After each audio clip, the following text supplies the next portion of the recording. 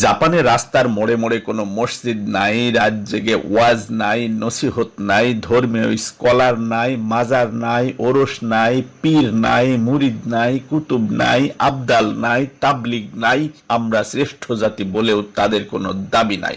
এগুলো ছাড়াই জাপান একটা সুশৃঙ্খল জাতি। গত 30 বছরের মধ্যে কোনো দুর্নীতি নেই, কোনো ঘুষ নেই, কোনো ধর্ষণ নেই, স্কুলে কোনো ছাত্রকে বেত্রাঘাতের রেকর্ড নেই, কোনো কাজের জন্য কোনো ফাইল আটকে পড়ার নজির নেই। দলীয়ভাবে জাপানের কোনো বিশ্ববিদ্যালয়ে কোনো শিক্ষকের নিয়োগের নজিরও নেই।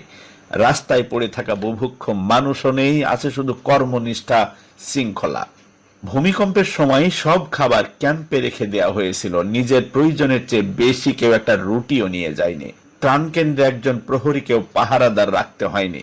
জাপানে কোনো কালোবাজারি দ্রব্যের দাম বাড়িয়ে মানুষকে জিম্মি করে না, কেউ খাবারে ভেজাল মেশায় না। রাস্তাঘাটগুলো এত চকচকে ঝকঝকে যে নিজের চেহারা রাস্তায় দেখা যায়। শুধু বয়স্ক কিংবা যুবকরা নয়, একজন শিশুও জাপানের রাস্তায় যেখানে সেখানে ময়লা ফেলে রাখে না। কোনো প্রোগ্রাম 1 মিনিট দেরিতে শুরু হয় না।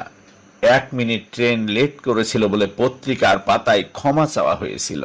টেকনোলজি আর ডেভেলপমেন্টে জাপান পৃথিবী থেকে 10 বছর এগিয়ে আছে।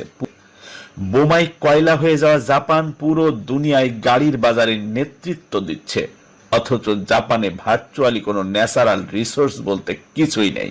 জাপানের মানুষের আছে শুধু বিনয় আর বিনয় আর ক্ষমা প্রার্থনা।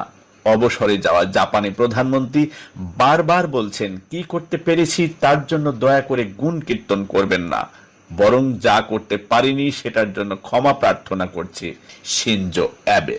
সামনে রোজা আসছে, কিন্তু আমাদের দেশে শুরু হবে কেনাকাটার মহোৎসব। যার 2 কেজি পেঁয়াজ দরকার সে কিনছে 10 কেজি, 20 কেজি। যার 1 কেজি চিনি দরকার সে কিনছে 10 কেজি। এমন করে খাবার মজুদ করা হচ্ছে যেন সারা বছর না খেয়েছিল, রোজার পরও আর কোনোদিন খাবার খাবে না। এই সুযোগে পবিত্র রমজানের ব্যানার টাঙিয়ে দ্রব্যের মূল্য বাড়িয়ে ব্যবসায়ীরা অপবিত্র কাজ শুরু করে দিচ্ছে।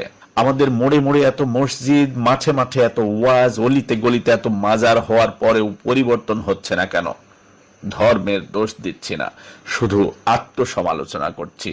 সবাই ভালো থাকবেন, আমাকেও ক্ষমা করবেন। ধন্যবাদ সবাইকে।